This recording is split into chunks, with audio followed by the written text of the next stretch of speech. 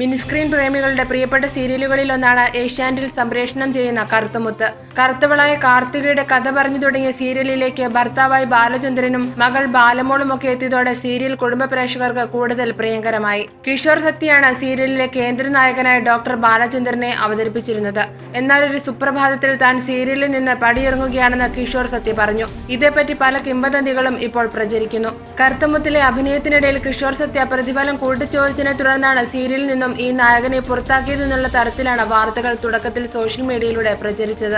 എന്നാൽ ഈ ആരോപണം കിഷോർ സത്യ നിഷേധിച്ചു. എന്തിനാണ് ഇത്തരത്തിൽ നെഗറ്റീവായി ചിന്തിക്കുന്നതെന്നായിരുന്നു കിഷോറിന്റെ ചോദ്യം. കഥയിൽ തനിക്ക് പ്രാധാന്യം നഷ്ടപ്പെടുന്നത് കൊണ്ടാണ് പിന്മാറുന്നതെന്നും കിഷോർ വ്യക്തമാക്കിയിരുന്നു. സീരിയലിന്റെ കഥാഗതി മാറുന്നതിനിടയിൽ ചില കഥാപാത്രങ്ങൾക്ക് മാറി നിൽക്കേണ്ടതായി വരുന്നത് സ്വാഭാവികമാണ്. തുടർന്ന് അങ്ങോട്ടുള്ള എപ്പിസോഡിൽ തനിക്ക് റോളില്ലാത്തതിനാലാണ് താൻ മാറി നിൽക്കുന്നത്.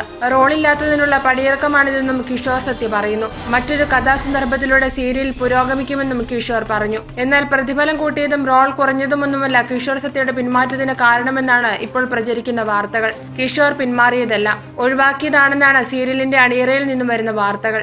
നടി ചാർമിളയുടെ ആരോപണത്തെ തുടർന്നാണത്രേ കിഷോറിനെ സീരിയലിൽ നിന്ന് പിന്മാറ്റിയത്. കിഷോർ തന്നെ പ്രണയിച്ച് കല്യാണം കഴിച്ചു വഞ്ചിച്ചുവെന്നായിരുന്നു ചാർമിളയുടെ ആരോപണം. 4 മാസം മാത്രമേ കിഷോറിനൊപ്പം ജീവിച്ചിട്ടുള്ളൂ. അതിനിടയിൽ ഞാൻ ഗർഭിണിയായി. അയാളുടെ നിലനിൽപ്പിനായി എന്റെ കുഞ്ഞിനെ നശിപ്പിച്ചുവെന്നും ചാർമിള പറഞ്ഞിരുന്നു. കിഷോർ സത്യയ്ക്കൊപ്പമുള്ള ഫോട്ടോയ്ക്കൊപ്പമായിരുന്നു ചാർമിളയുടെ ആരോപണം. ഇതോടെ കുടുംബ പ്രേക്ഷകർക്ക് കിഷോർ സത്യയെ പോലൊരു നായകനെ കറുത്തമുത്തിൽ സങ്കല്പിക്കാൻ കഴിഞ്ഞില്ല. ഇക്കാരണത്താൽ സീരിയലിന്റെ റേറ്റിംഗ് കുറഞ്ഞപ്പോഴാണത്രേ കിഷോറിനെ ഒഴിവാക്കിയത്. For latest news, like it, share it and subscribe to Star Sun News.